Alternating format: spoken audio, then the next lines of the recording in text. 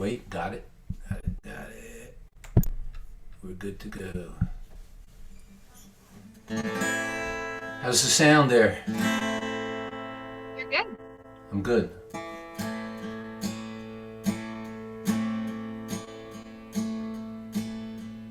Anitsanim niruvare Sazame igia. How's that? Good? Anitsanim niruvare Sazame igia. Bekailata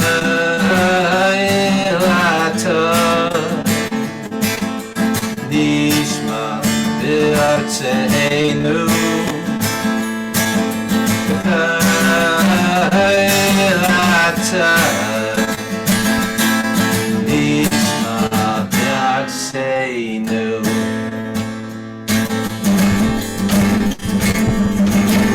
Hanitzanim niruvare Sazamir hikia Hanitzanim niruvare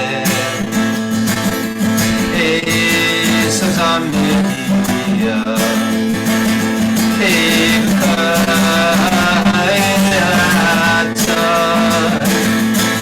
Nishma Be'artseinu Kailata Nishma Be'artseinu.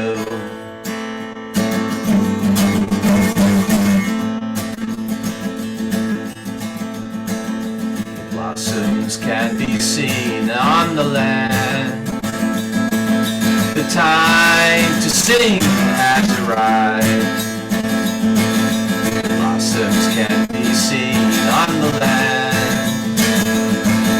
The time to bloom has arrived.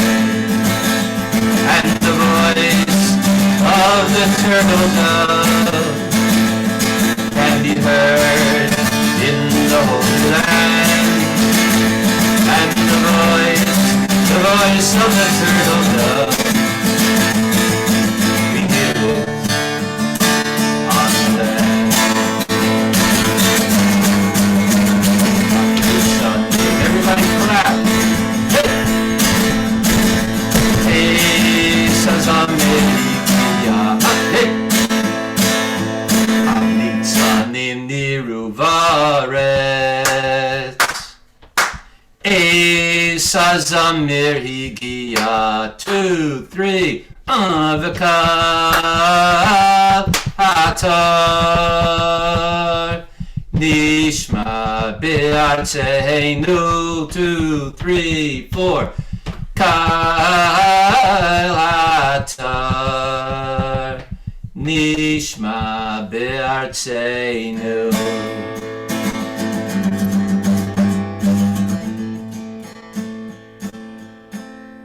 Thank you, Rabbi Next. Ali. Okay. And away we go. And away we go. Thank you so much, Rabbi Eli. And I'm just gonna do a little bit of a welcome and then bring you right back. So hello, welcome everyone. We're so excited to have you here with us tonight for our Tu BiShvat celebration. I'm Sarah Eitzler. I am the Director of Programming at Jewish Veg, and we are a national nonprofit that educates and builds community through conversations and celebrations about Jewish values. And tonight we are celebrating the birthday of the trees, Tu BiShvat. And I'm very excited to be sharing with you all that we are actually starting our holiday event series tonight with our Tu BiShvat event.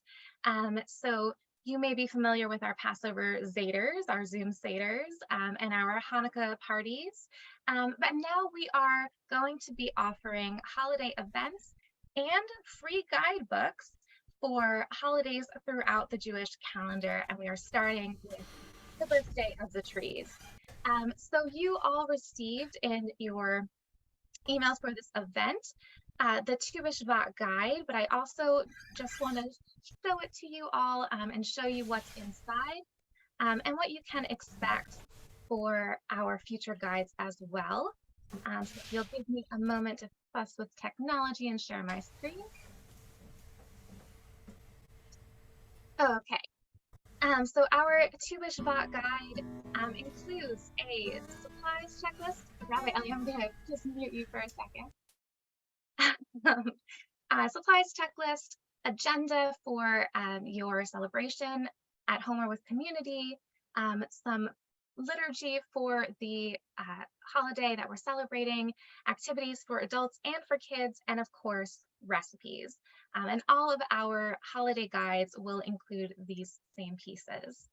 So we're very excited to share that with you tonight. I do want to mention that, as you may be aware, here on the East Coast, Tu BiShvat is technically over. On the West Coast, it's probably about to end. But we did do that because we didn't want to conflict with your celebrations with your communities at home or your congregations. But this is a new series. So if you have feedback for us on any part of our holiday event series, we would love to hear it. There will be a survey that we'll be sending to you in the follow-up email to this event. Okay, and with that, I do also want to just make sure to say that we are a nonprofit organization. We only are able to do what we do and offer these events and resources through your help and support. So thank you so much to everyone who has donated to tonight's event. It really means the world to us, and it's the only way we're able to offer this to you. So thank you so much, truly from all of us here at Jewish Veg. So we're going to get started in a moment. What we're going to do tonight is we are going to talk a little bit about what Tu BiShvat is, the meaning of this holiday, how it relates to our message here at Jewish Veg, and then we're going to go through the different cups of wine or grape juice and fruits and talk a little bit about them and their significance. But before we do that, a few brief housekeeping notes. If everyone could please just stay on mute until the end, where we will have a brief question and answer period. That helps to cut down on any background noise. You'll notice that we are recording, so if you would prefer not to be in the recorded event, you can turn your camera off at any time. We do have the live transcript enabled. If you are having any trouble accessing that, please let us know in the chat. Lisa on our staff is going to be moderating the chat for us tonight. And we are going to, I already said that, so we're good. I covered it. Okay, so I have the honor and pleasure to introduce our good friend at Jewish Veg, Rabbi Eli Soifer, and I'm going to add him back to our spotlight. And Rabbi Eli is the former spiritual leader of Congregation Achdus Yisrael of Pomona, New York. Rabbi Soifer is also an accomplished musician and composer. He graduated from the Berklee College of Music before going on to earn a master's degree from Adelphi University and Smicha, that's rabbinic ordination, from Yeshiva Kol Yaakov. He is a member of the indie rock band Modulari. You told me how to pronounce that and I already forgot. Will you say it? Oh, you're muted still. Unmute, Rabbi Eli. Hi, Imodulari. Imodulari, thank you. Okay. All right. And so with that, I want to ask you, Rabbi Eli, can you go ahead and tell us about Tu BiShvat? What is this holiday? Sure. Well, it's a long story. It's a very interesting holiday because it wasn't originally a holiday. Purim was a holiday, it's still a holiday. Pesach was a holiday, it's still a holiday. Tu BiShvat was not a holiday. So let me explain, unpack that a little bit. First of all, Tu BiShvat. So some might know, some might not know, but let's start at the very basic. Shvat is the name of a Jewish month. And Tu is actually a Tes and a Vav. If we use numerical equivalent for the Hebrew letters in the Aleph base, Tes is a 9, a Vav is a 6. 9 plus 6 is 15. That's how we get the 15th day of the Jewish month of Shvat. Somebody might ask right away, how come you don't say 10 and 5? Why do you have to say 9 and 6? That's a good question, a Jewish question. The answer is that if we said 10 and 5, it would incorporate part of God's holy name. And we don't want to use that in a non-holy manner. So we fake it a little bit and we say 9 plus 6. So today was the 15th day of the Hebrew month called Shvat. That's what it is. It's simply a date. Now, in the times of the Holy Temple in Jerusalem, there were many mitzvahs associated with the temple. And there were many legal dates. For example, a person had to bring certain of his produce to the temple for the Kohanim, for the Leviim, for the priests. And they had to come. One of the things they had to do was bring the first of their fruits, which we're going to get into a little bit more detail later. Because when we say fruit, we don't necessarily mean exactly what you think we might mean by fruit. They were enjoined to share their produce, their bounty, with those who were working, doing the service in the Holy Temple in Jerusalem. Now, they had to bring the first. Now, what's the first? What is called the first? Or there's another mitzvah that whatever you grow on your trees, in your field, you can't eat it for the first 3 years. When does the year begin? So there are many New Years. We're all familiar with the New Year for years, Rosh Hashanah. But there was a New Year for kings. There was a New Year for there's a New Year for months. And there's a New Year for trees. When is it called the New Year? For counting what I have to give. And for certain charitable contributions, so to speak. And what's called last year's tree. So they had to figure it out. And of course, as you can imagine, do you think it went smooth or do you think there was a debate, an argument? Of course, there was a big argument between the house of Shammai and the house of Hillel, two of the big yeshivas of those times. And the yeshiva of Shammai said, we're going to count the new trees from the first day of Shvat. The house of Hillel said, no, we're going to wait to the 15th day of Shvat. And we know which one they chose. Usually Hillel wins. It's not fair, really, even though Shammai wins a few times. But Hillel wins most of the time. This is another example of that. Why was it chosen by Beis Hillel? It was chosen because it was felt in the land of Israel we're talking about now. It was thought that this was the time when, even though to our eyes the trees are still look dead to us, the trees are still barren. It doesn't look like spring outside. It doesn't look like the summer outside. However, what's going on behind the scenes? The water is beginning to rise from deep within the earth. And the roots are beginning now to absorb some of the new water. And that will cause the sap to rise so that in the spring, around Nisan, around Pesach time in the land of Israel, the trees will spring back to life. Even though they've been alive the whole time, they've only been dormant. So that was called the new year for the tree. It was not a holiday. It was simply a legal date. Unfortunately, yeah, I'm sorry. Go ahead. Cut me off at any time. So how did the Seder come into being? How did it go from the 15th of Shvat to being now there's a whole Seder? A whole big to do. Yeah, and a beautiful custom. A whole big to do. Very interesting story. So, unfortunately, the temple was destroyed around 2000 years ago, the Jews were dispersed. Many Jews did stay in Israel. We've had a presence there ever since, but many Jews were dispersed all over the world. And unfortunately, many of these mitzvahs, there are so many mitzvahs that are contingent upon the temple being existent.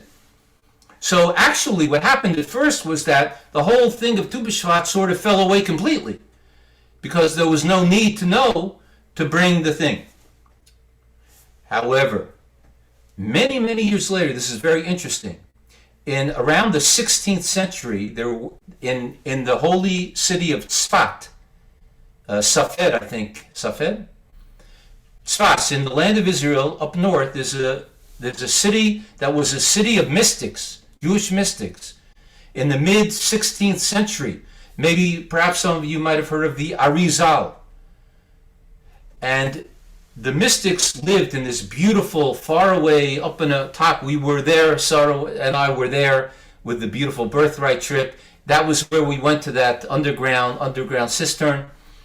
It's just an unbelievable place, and a very mystical place full of mystics. And they decided that they wanted to bring back the idea of Tu BiShvat, but instead of it being connected to the legal date of the first fruits, they wanted it to be something that every Jew everywhere in the world could do to connect themselves with the land of Israel through the produce, which is praised. And it's interesting, it's called a Seder, but in actuality, the Seder is more of a telling of a story. This is more akin to what we call a tikkun, a repairing. And they started to delve deeply into the mystical aspect of the earth, the mystical aspect of trees, of produce, of fruits, of wheat, of barley, and how every Jew should celebrate nature, particularly the nature as it relates to the land of Israel, as a way of reconnecting and fixing what caused the exile, and ultimately the original exile from the Gan Eden, from the Garden of Eden, which was caused by the inappropriate use of a fruit. So what we're doing now in their keeping their ideas is we're going to be indulging. I don't know if you can see this too well. Maybe not, but I'll take it one at a time. We have the 7 species for which the land of Israel has been praised. In the Torah, it says that I'm bringing you to the Holy Land, a land of wheat and barley. Now, if you're a botanist, you might know that actually wheat and barley is a fruit. The kernel is actually the seed. It's a kind of a fruit. Wheat and barley. Grapes, meaning wine. Figs. The pomegranate, which we have, full of seeds. And we have a land of olive oil. And a land of the honey of dates. So that's why what we do is we model after the Seder with the 4 cups of wine. That's to get the vine and the grapes in. And then we eat from the Shiva Saminim, the 7 special types. And of course, we add in some weird things that, who knows what this is? Anybody know? What? We have this. That's a dragon fruit. Dragon fruit. Now, that's interesting. A lot of people would think it's a dragon fruit, but it's actually not. This is a spiked melon. It comes from the southern part of Africa. It's also known as a kiwano. Okay? I've heard of that before. And the reason, good, and it's really delicious, and I have a star fruit here as well, which a lot of people don't know is actually sort of, it's interesting, it's described as mildly poisonous, which is a strange thing to say. But we're going to be, why do we eat a strange looking fruit that we haven't had in a long time? Because on Tu BiShvat, we like to make a special blessing of Shechianu. The first time I've done it in a long time. So that's why we make a big deal about Tu BiShvat today, to remind us of our connection with the land of Israel, our connection with land, the earth, and our connection with nature and the beautiful produce and fruit that nature provides for us. Absolutely. And I think that to add to that, what happened with the revitalization of Tu BiShvat as an environmental holiday in around the 70s, when environmental consciousness was really on the rise in the Jewish community. And our founder at Jewish Veg, Jonathan Wolf, had a huge part to play in that, and bringing Tu BiShvat Seders into the kind of mainstream of American Judaism as environmental consciousness and awareness. And it's so important what you said, Rabbi Eli, about the 7 species. I did see a question to asking what those are. So again, wheat, barley, grapes, olives, figs, pomegranates, and I think I didn't say dates yet. You can't see me counting off of my hands because of my background, but I am. That's all 7. And so that awareness of the foods that we eat, where those foods come from, their connection to the land. In our society today, speaking very generally, of course, we are really removed from where our food comes from. We don't have a good sense of how our food gets to us. Most of us aren't growing our own fruits. Most of us aren't harvesting our own fruits. And so we really lose that connection with the land. And Judaism has a beautiful thing where before we eat anything, we say a blessing.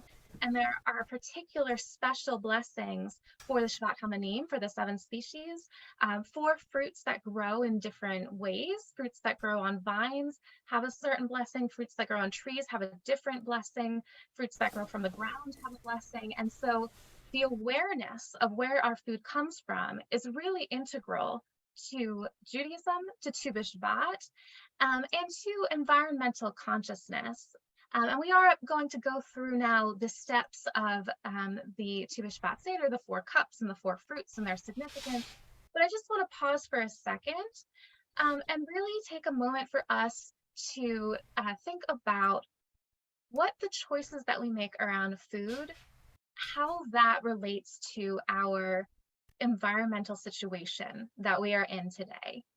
Because the truth is, we are in a climate crisis, and that needs to be said and it needs to be acknowledged.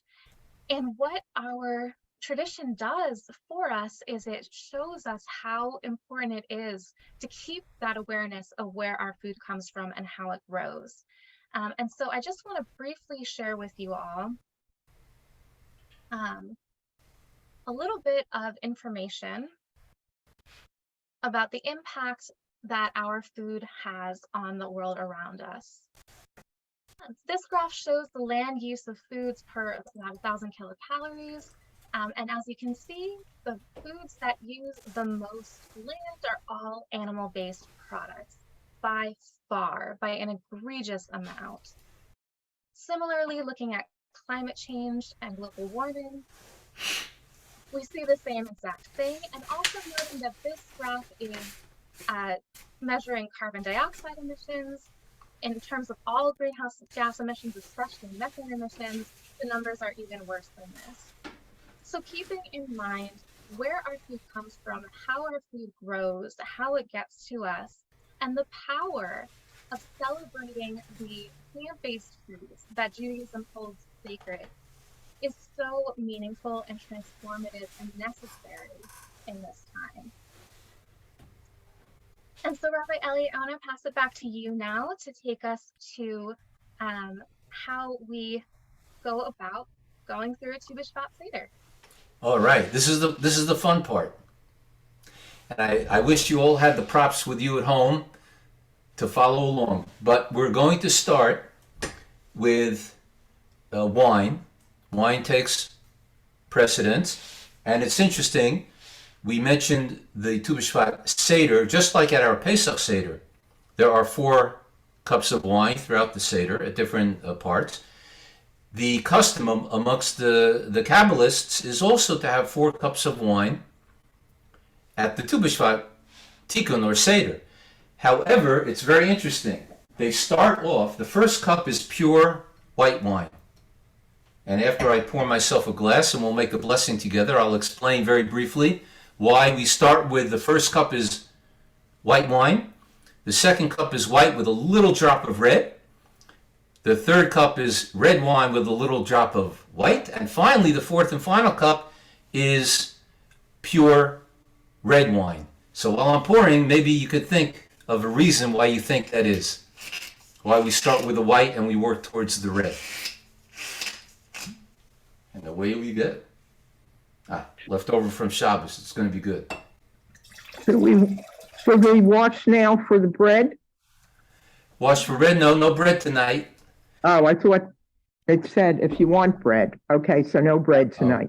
Anyone who wants to eat bread is free to eat bread, but we're Well, just that's going to what stick. Go ahead. We're going to stick with the 7 species and the wine. Are there also crackers or no? I have a wheat and barley cracker.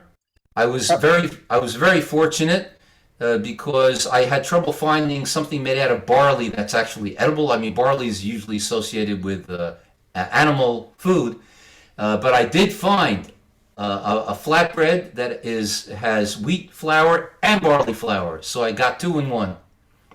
But first, we'll say, if you have some wine over there or grape juice. Baruch atah Adonai Eloheinu melech haolam borei pri hagafen.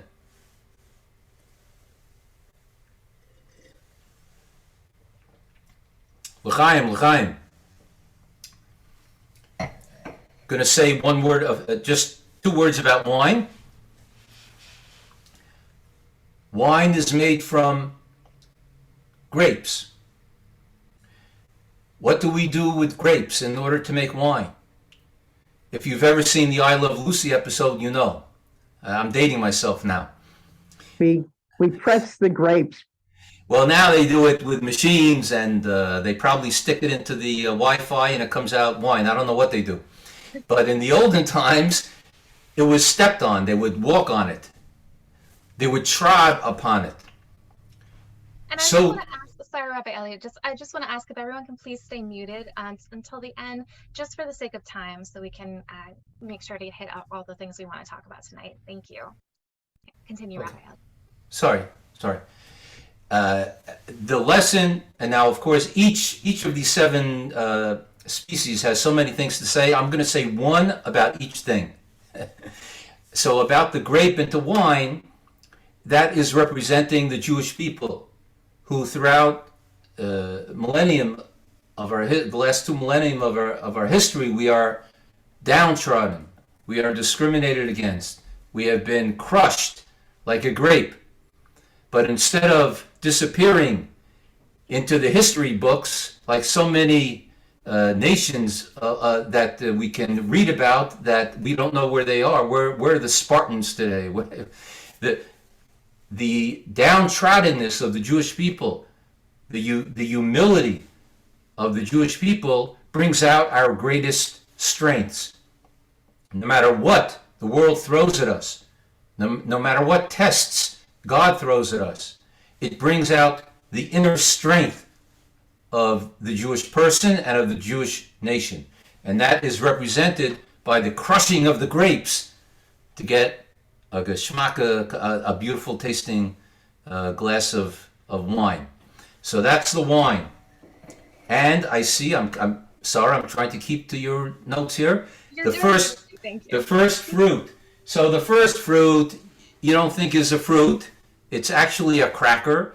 But like I said before, I mentioned it has 2 of the 7 species. It has wheat and barley. And 1 word about wheat and barley. It's interesting, when you think of Tu BiShvat, people think about figs and the dates. And sure, we're going to get to that. The fruit, because the fruit is exciting. You don't think, oh, it's Tu BiShvat, let me eat a cracker. I mean, you usually don't associate with it. So the wheat and the barley usually get left in the corner. And it's the great Hasidic rabbis have explained that there's a reason why we emphasize the fruit the interesting and the exciting and the tasty fruit. It's to teach us that when we're doing mitzvahs and when we're involved with our Judaism, that it should be done from the very outset in an exciting way, in a way that gets us involved, a tasty way. When I show you this, right, everybody jumps up and down. When I show you this, and people aren't so excited. So the reason we emphasize the fruit over the wheat and barley product is to teach us that when we approach, whether it's going to synagogue, whether it's doing a mitzvah, whatever it is within our Jewish community and Jewish life, it should be done with excitement and enthusiasm, the same way as we take a fruit. But since we're starting, and there's a special blessing for crackers, for wheat products that are not bread, and it goes like this: Baruch atah Adonai Eloheinu melech haolam, borei minei mizaynes. You could say amen if, oh, that's pretty good actually. And there is the first cup of wine and the first fruit. All right, and I want to, now that we're at the halfway mark, the first fruit, the first cup of wine, there's a framework called the Four Worlds that is also a kind of Kabbalistic, mystical framework. And the first fruit and first cup of wine represent the physical layer of the four worlds. And the theory is that we exist in all four worlds at the same time, but also our awareness can move between these four worlds, these four states of consciousness. So Asiya is the physical realm, the first world. And I want to take a moment to let us be in our bodies and settle in a little bit. So if you want to turn off your camera, or if you want to use this time to stretch, or however you feel best about participating. But I want us to just do a little bit of grounding if you feel so moved. And so I encourage you to put your feet flat on the floor. You may close your eyes if you feel so inclined. And take in a breath and let it out. Take in a breath and let it out. And I encourage us to feel our senses, to really engage with our awareness through our five senses. What are you tasting at this moment? Maybe the fruit or cracker you just ate. What can you smell? What do you hear? You hear my voice, but you also hear sounds around you. Maybe sounds that you're used to tuning out. What are those sounds? What do you feel? Your feet on the floor? Where are your hands? Where are you in your body? And I encourage you now to open your eyes. What do you see around you? In your physical space, and here in this Zoom space where we're all together.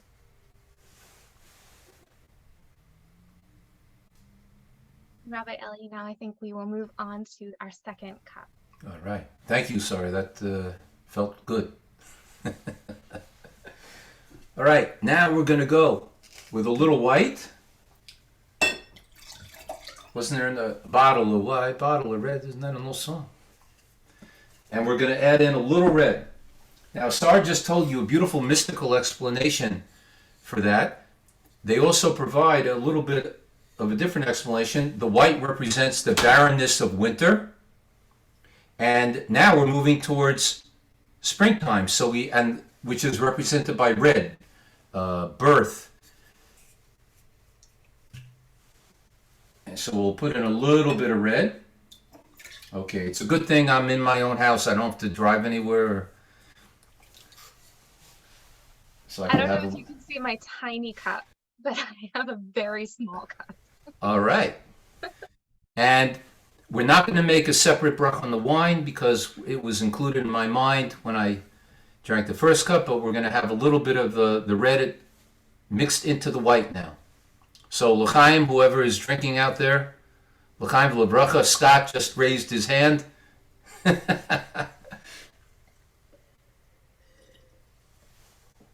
Oh, that's good.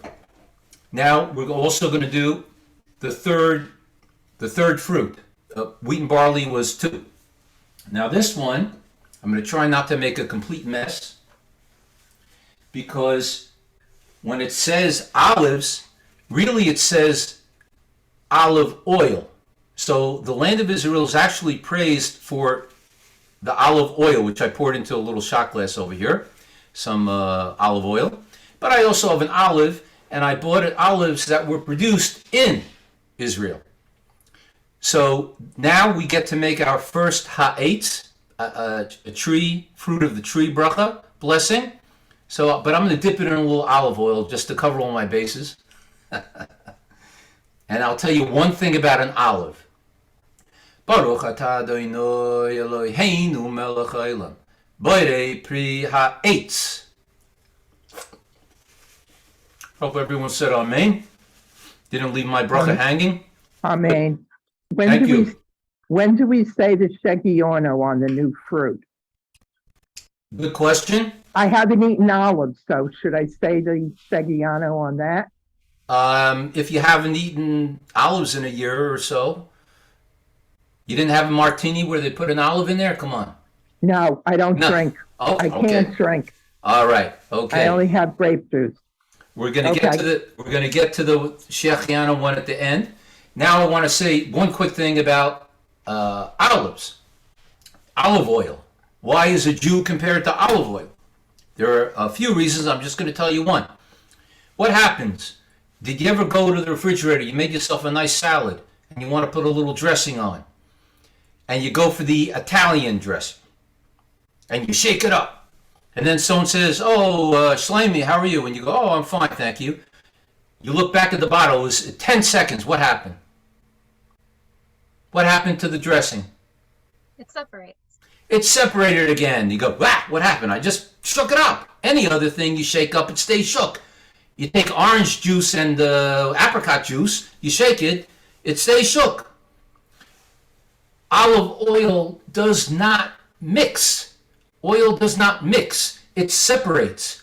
Not only does it separate, but where does it separate to?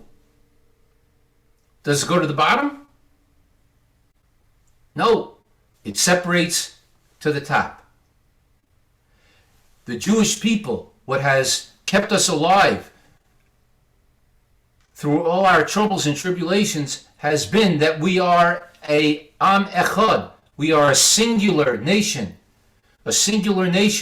which wherever we are in the world, Poland, Spain, New York, even Pittsburgh, Japan, Shanghai during World War II, they escaped to Shanghai. Wherever a Jew is, we have retained our Torah, our customs, our beautiful way of life. That is because we are compared to oil, to olive oil. And we do not mix. We participate, but we do not mix. We are a nation apart. That's on the olive oil. Now, okay, it says song. Do you want a song or do you want to go to the third cup? That's up to you. What? If you feel it's appropriate moment for music, then that would be great. If you want to keep moving down with the fruit, Let's see how we're doing. We're doing well. Let's go. Let's do the third cup, and then I'll do a song and a story, and then we'll bring home the. So for this one, we want red wine. We're getting more towards the spring, so we want red wine mixed with a little white.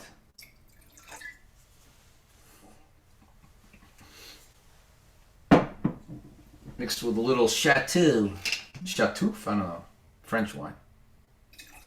Okay. And our fruit is going to be, where is it? Okay, we're up to the fig and the date. So I want to show you, everyone knows what a fig looks like. Now, someone tell me, what is unique about a fig from any other fruit? I think any other fruit that I can think of. What's unique about a fig?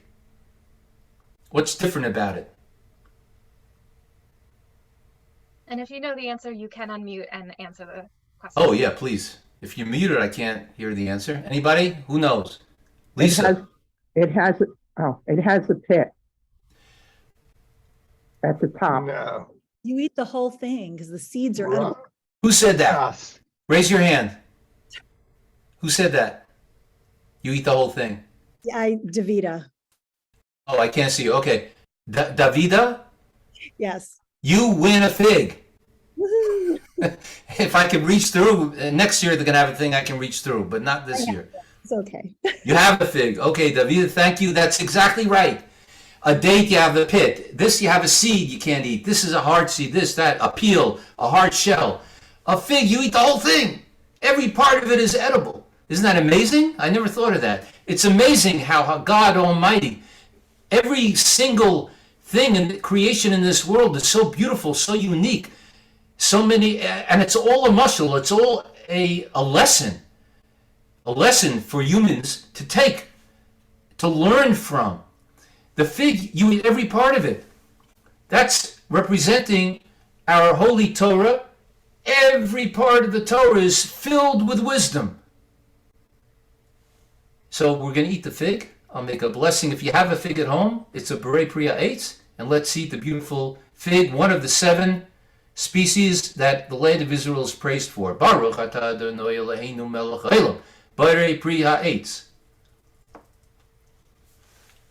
And by the way, I just want to say that before I ate it, I split it, because the thing about figs is they're delicious, but this fruit, the fig, sometimes little teeny tiny buggies, types of bugs get into the fig, and we're not allowed to eat bugs. So we check it before we eat a fig. Pretty good. And a little bit from the third glass. Now I'm going to sing. Sarah says I'm going to sing a song, so I'm going to sing a song. And then I'm going to tell, well, we'll do the fourth. I'll tell a story and have concluding remarks, and then open it up to questions. Yeah? Okay. Now we began before the first song. If you were with us from the beginning, we sang a song from Shir HaShirim, from the Song of Songs by King Solomon. And he said that the blossoms, I thought it was appropriate, because he says the blossoms are appearing in the land, and we can hear the sound, the song of the birds start up again. Now, where I am in Rockland County, New York, I didn't hear the birds yet. It's a little bit free. It was freezing on Shabbos, like -1 actually. But in the land of Israel, around this time, it starts to warm up. You could maybe hear birds over there. And this song, that song was a fast song. And this one is a little bit on the slow side. It's a beautiful Hasidic song. And it's about apples. Now, even though apples aren't part of the 7 species, still apples are very important in the Torah. It says that apples have many different colors. So too, God reveals himself to us in many different ways. That's why God has many different names, to get back into the mysticism a little bit. But this is about an apple, and it says that apple trees actually, and King Solomon says that just like the apple tree in the forest is so precious and so beautiful, that's how God feels about the Jewish people. And we sit in the shade of the apple tree, and the fruit is so sweet.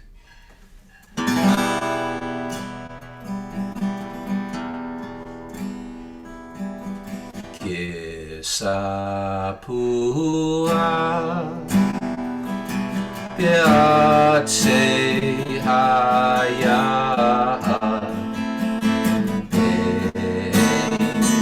Bein Bein Habavani Kisapua Beatzei Haya Kein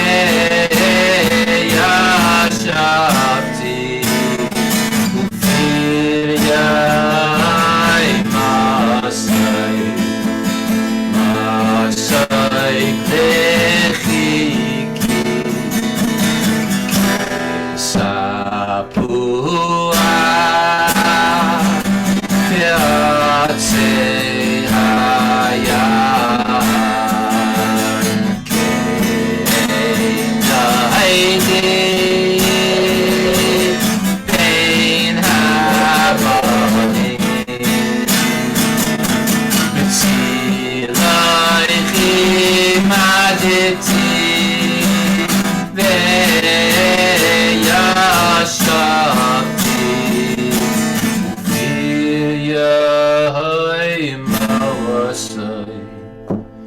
מסייק לחיקי.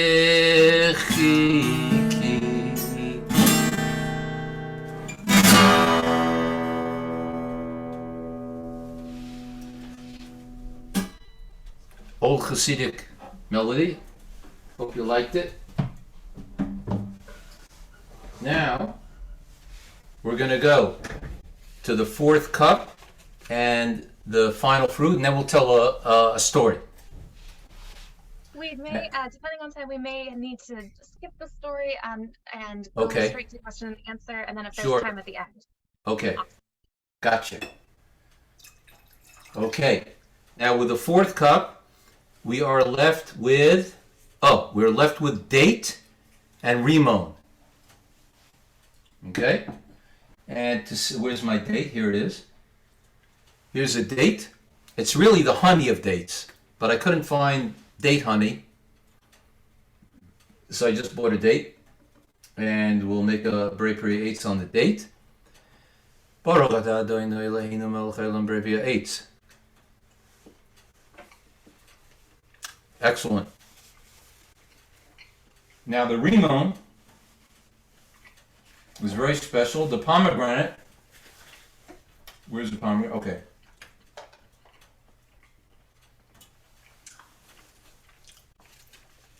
The sages of the Talmud teach that every single Jew, no matter who he is or she is, no matter where they are in the world, no matter what level of observance they are or are not, every single Jew in the world is filled up with mitzvahs like a rimon is filled up with seeds. Unbelievable saying of our sages. They say that if you count up these seeds, it'll come out to 613. Don't try this at home, kids. But it's a nice saying. It's a nice thought anyway. The thing about the pomegranate is that to eat it is a little bit difficult because even the seeds, like it's hard inside too. It's like really hard to eat. But we're going to taste one just to say that we did. And I will include it in my mind in the bracha that I made for the date, and we'll just eat this. It's actually pretty good. So there's the rimon, or the pomegranate. Now, somebody was asking before, we're going to get to the star fruit. Here's the star fruit. Now, why am I eating the star fruit? I said at the beginning, because we like to make, since it's all about fruit tonight, we would like to make the special Shechianu blessing that we make on special happy occasions. When I do something for the first time in a long time, or if a baby is born, or if I buy a new shirt, I make this special Shechianu to give gratitude to God. So I'm going to make the Shechianu on this star fruit. And I'll tell you a secret that many people don't know. That when you are making a shechianu on the fruit, guess what? You make the shechianu first, then you make the blessing on the fruit. A lot of people don't know that. Baruch atah Adonai Eloheinu melech haolam, shechianu v'kiyumanu v'higiyanu lizman hazeh. Baruch atah Adonai Eloheinu melech haolam Brei ha'etz. It's a little tart, but it's really delicious. I heartily recommend the star fruit. And just to finish up with this guy from Africa, and this is, what was it called again? I forget already what I said. And it's got spikes. Yeah, it does have spikes. It's actually sharp. And this is what it looks like. It's kind of looks like that. You ever seen the movie Alien? Anyway, it looks sort of like an alien, but we're gonna try it. Let's see. I don't know about this guy, but he looks cool. Okay, now we're gonna I would like to conclude. Sarah, would you like me to just conclude or say story? And then open up for questions. I think at this point, let's open for questions. If people want to put in either in the chat or if you want to use the raise hand function, you'll find that at the bottom of your screen under reactions. And you can raise your hand and we'll take just a couple questions. And I see Sandy's hand. Sandy, go ahead. Hi, thank you very much. My question is, I know the order of the Seder, we've done it many times before, but when you made mention that the white wine is because it's winter and that's why it's first, what do people do in the other hemisphere where it's not winter and they're not cold? So what do people do? What do people do having a Tu BiShvat Seder in Australia? That's a very good question. I think we got to get on the line to our friends in Australia and find out what they're doing. You know, a lot of times we do things because it's the custom, and even though it might not match exactly what's going on outside our door in terms of the actual weather, we want to all be doing the same thing everywhere in the world.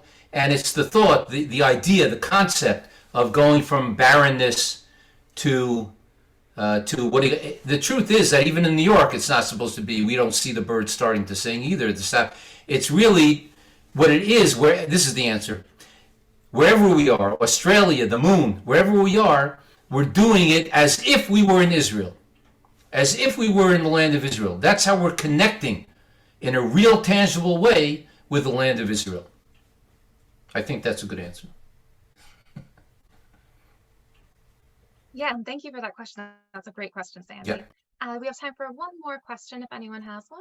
Oh, and I see in the chat, why do we say the blessing over the fruit each time we eat a different fruit? Isn't it enough to eat it once during the Seder? Excellent. That's a really good question. The truth is that if I was just sitting down and having lunch and I had a bunch of fruits in front of me, so the truth is that you're right. I would only take one. Let's say I had an apple and an orange or whatever. I would take one thing that I wanted. I would take the one that I wanted the most, if it's not one of the 7 species, and I would just make one, and that would cover me for all the ha'etzes on the table for lunch.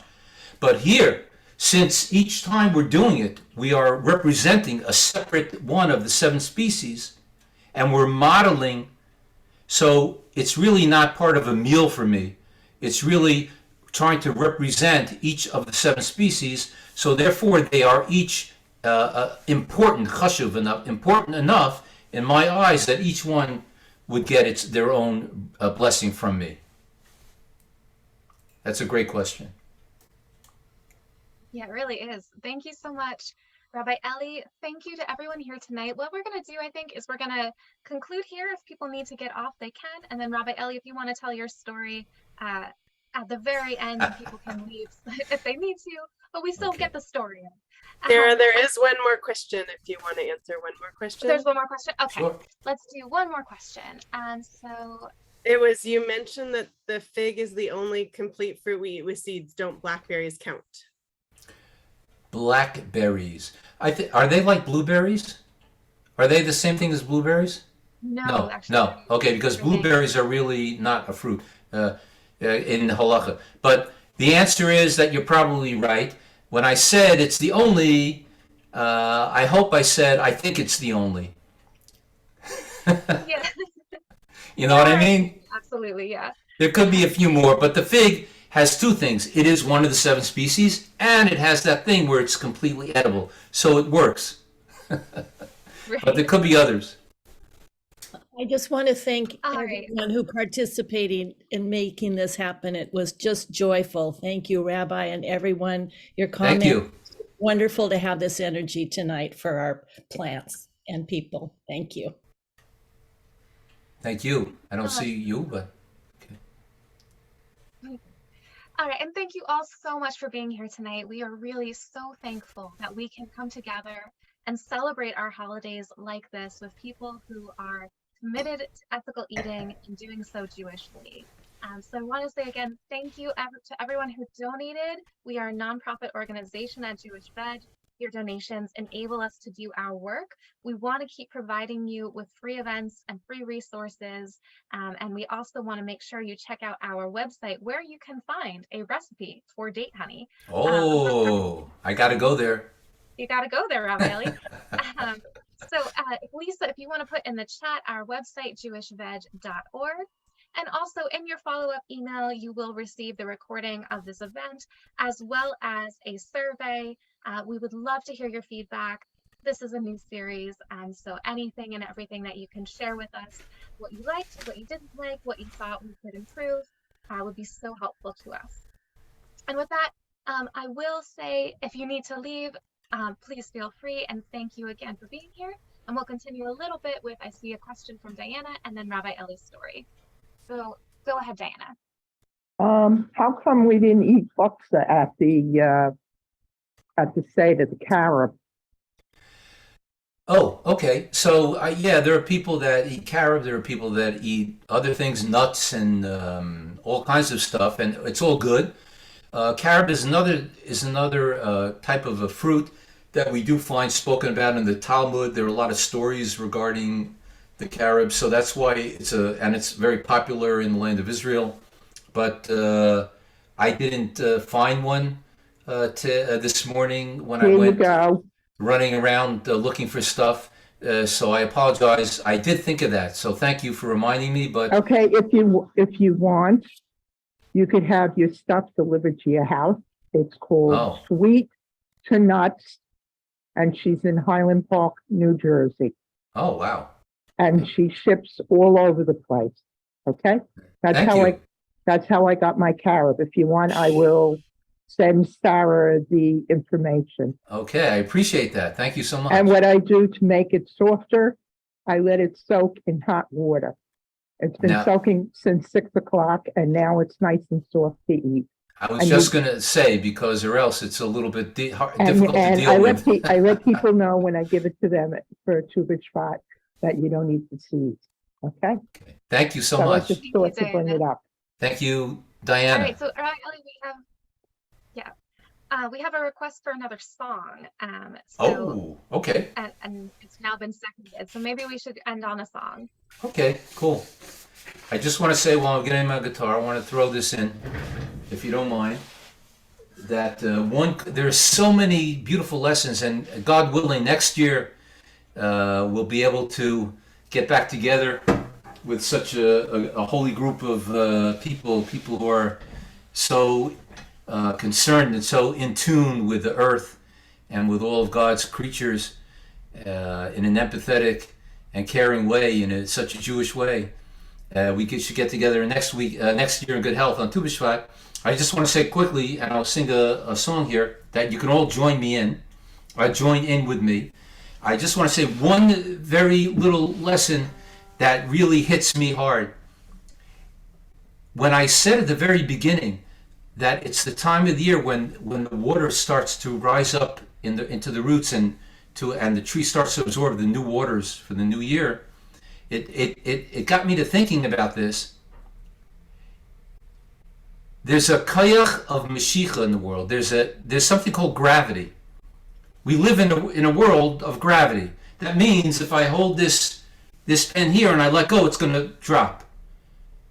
But if I put the pen on the floor, it's not going to levitate unless I know some kind of a magic trick. There's something called gravity. There's a downward pull.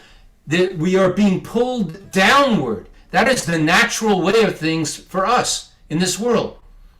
All of a sudden, we see something that doesn't make any sense. In a world of gravity, we see water is rising up against the nature, against the power of gravity. It's an amazing thing. I don't know where else we see something like this. And it's to teach us a lesson. Because it says in the Torah that a person is compared to a tree. So what does it mean? It means that even though we are struggling in all different aspects of our lives, whether it be emotionally, maybe it's with parnasa, with a job, maybe it's in a relationship, whatever it is in this world, life is a struggle, and it feels like a constant bearing down of gravity, pulling us down, down, down. We should know that we have a hidden power, a magical power, that we can draw up. We can draw up from the earth. We can go against the forces when we tune in to our Judaism, to the Torah, to God, to whatever it is that we tune into. And we can transcend, and we can actually go against the forces of nature. We can transcend nature. And I think that's a really cool lesson of the New Year of Trees. Okay, without no more speeches, here we go. A little out of tune, but okay. Now this is a beautiful Shlomo Carlebach tune. I'll start off like this, and please join in or clap or whistle or jump up and down or whatever you want to do. Hishmiyeni eskailech kikailech arev umarech nave. Hishmiyeni eskailech kikailech arev umarech nave. Kikailech arev umarech nave. Kikailech arev umarech nave. Here we go, watch out. Hashmi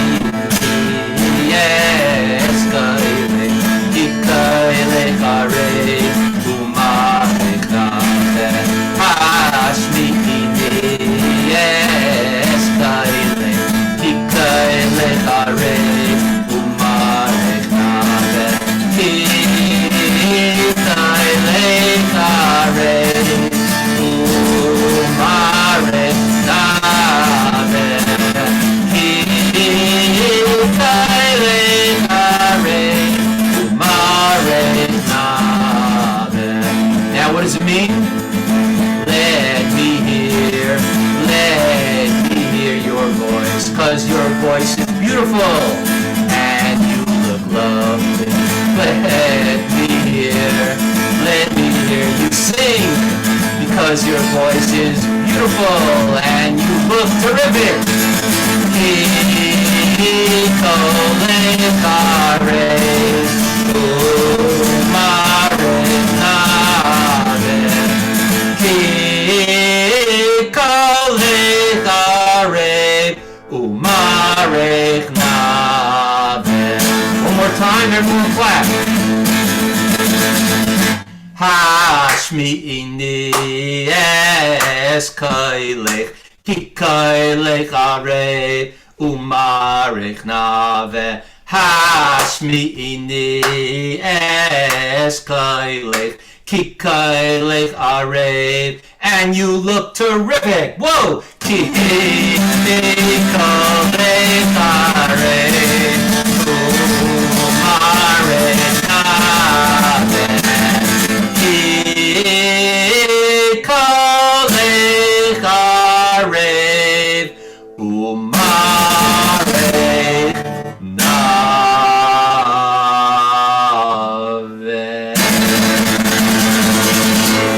Ouch! There you go.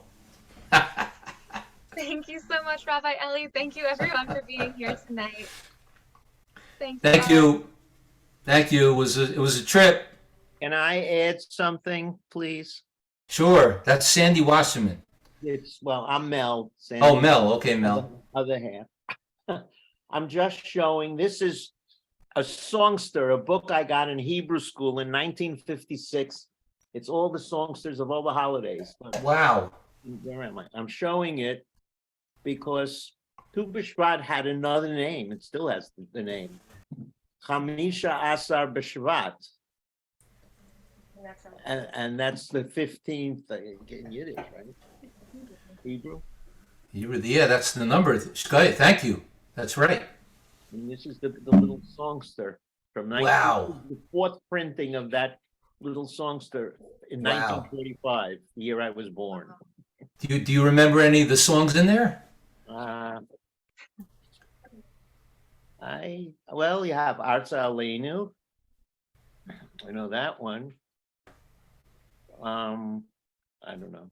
maybe. That- some of you, but That's amazing that you kept it all these years. We keep everything.